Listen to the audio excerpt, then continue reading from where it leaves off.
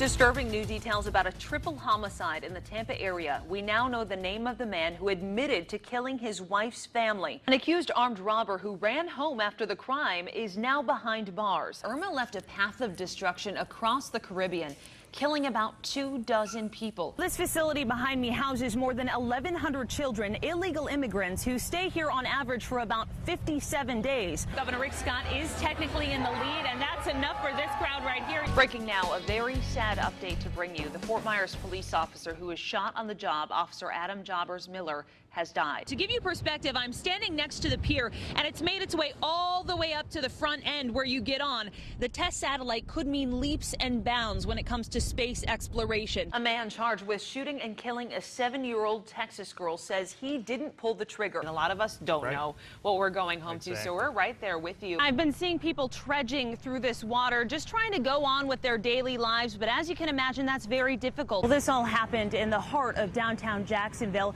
and an event that was meant to be fun for gamers who came here from across the country.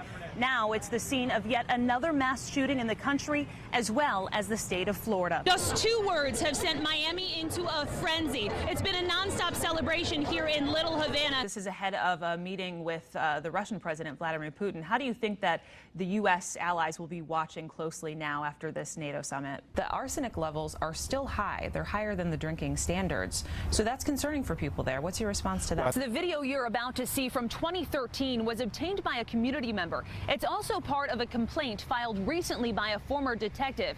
Now, it's not been authenticated. The original video that I requested from FMPD was denied because it's currently under investigation. And we do know Captain Jay Rodriguez is at the center of it. In March of 2013, Fort Myers police conducted an investigation into New Asian Massage on Boy Scout Drive after receiving complaints of the employees offering sexual services. This video posted to Vimeo last week and filed in a complaint to Fort Myers Police Human Resources shows then Lieutenant Jay Rodriguez entering the business. Is it available for a night session? A report confirms he was working undercover. The woman you see here was eventually arrested. Thank you. You're pretty good looking too. Thank you. Where are you from? The video shows Rodriguez and the woman heading to a room where, off camera, Rodriguez can be heard talking about the massage and minutes later asks, "What else can you do?" The two are heard discussing prices for sex acts. How much is that? What? 120? How about a hand job you take off? Yeah. How much is that?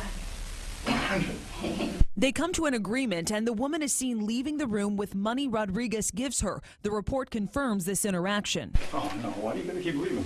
At this point, Rodriguez, left alone in the room, gets up and stands in front of the camera naked, which we're not showing. That's where the video and the police report seem to contradict each other. The report states Rodriguez never removes his underwear, that the woman tries, but he stops her and says he has to leave. But in the video, Rodriguez can be heard off camera seeming to engage in the sexual activity. Yeah, hold on. Let me get dressed. New at 6 tonight, police shut down a Fort Myers massage parlor after an undercover sting. Investigators later arrest the woman and the owner of the business. Former FMPD Detective O'Neill Kerr filed a human resources complaint against Rodriguez over the video in December.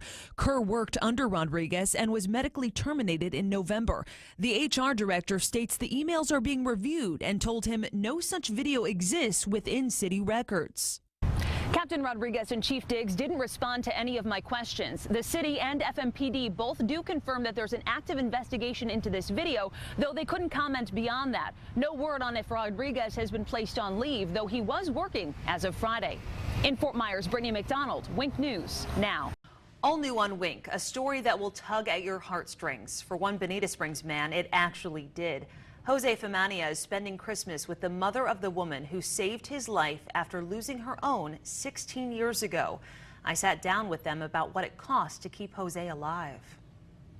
Yes, it's so great to see. Looking at these two, you'd think they're family. They refer to each other like that. This, sir, young man, is my son. But for most of their lives, they were strangers who didn't even live in the same country. It took Jose Femania nearly dying and Charmaine Law losing her daughter to bring the two together. 16 years ago, at age 21, Jose was on his last leg at a Massachusetts hospital. I thought I was going to die. 3 months in ICU after a serious stomach virus spread through his body, he got the news that doctors found a match for a heart transplant that would save his life. It was a blessing that, and a miracle that, they found a blood type. 20-year-old Chardre Yawana died on New Year's Day after a crash near her home in Bermuda. Jose would get her heart hours later. But it took 11 years before Charmaine could bring herself to reach out to Jose. It felt like I had known him for like 100 years. That connection would only grow stronger when months later they decided to meet in person. Their heart is still beating. Oh, it's a miracle. A tragedy turned miracle, and now, for the first time, the pair is spending Christmas together at Jose's home in Bonita Springs. I know they had a loss, but, if it wasn't through that, I wouldn't be alive. It makes everything worthwhile. Him receiving the heart, him himself receiving that heart, it couldn't have happened to a better person. What a beautiful story you just shared with us. How was it being in the room when they first met? It was amazing. It wasn't their first time meeting. They had met before, but it was their first time spending Christmas together, and you could just feel the love in the air and this connection and bond that is really indescribable and something that they'll have for their whole lives. So it's amazing that such a tragedy can turn into a miracle and a lifelong friendship. And they're staying how long together? They're staying for basically the whole week together. They're going to spend Christmas together, and then she's going to fly back to Bermuda. Perfect. Testing on this site was delayed because of Hurricane Irma, but for many in this community, it's been delayed decades. They want to know what's going on here and if it's already affected them. Today was just the beginning. I've really been sick since I was living there. Laverne Bryant is just one of many people who lived in Dunbar in the 60s when the city dumped sludge in this site without anyone knowing. I'm like, damn, excuse my language, I probably got sick from that.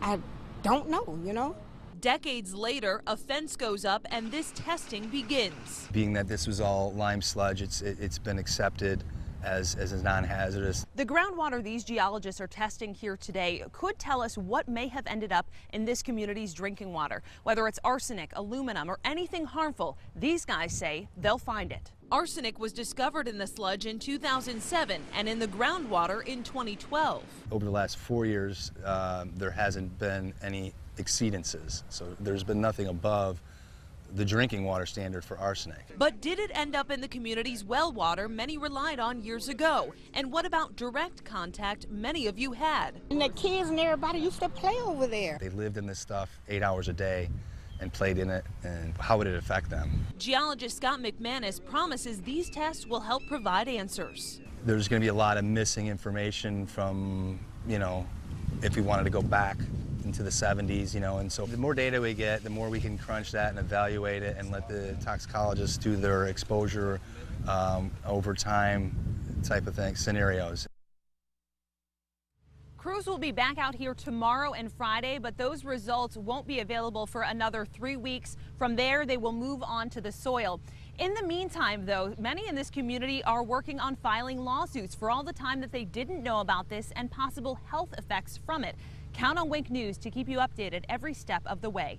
I'm live in Fort Myers tonight. Britni McDonald, Wink News now.